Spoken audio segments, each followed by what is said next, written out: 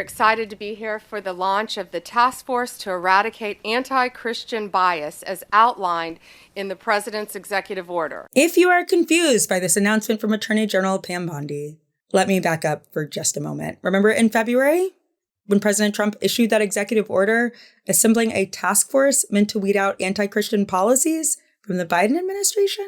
Do you remember that?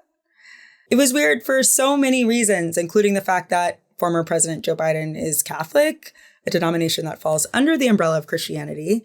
Also, the fact that Christians are by far the largest faith group in the country. But back to the point. That order names the Attorney General chair of the task force to eradicate anti-Christian bias. Just a reminder that these are the same people who stopped funding cancer research and stopped feeding malnourished kids because they said it was a waste of your money. This is what they're spending your money on.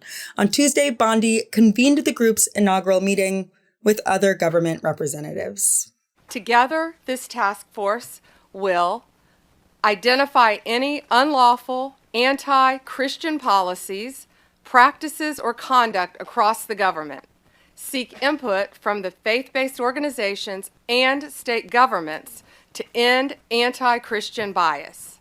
Actually, maybe this is a very efficient task force because they can just be like, there is none.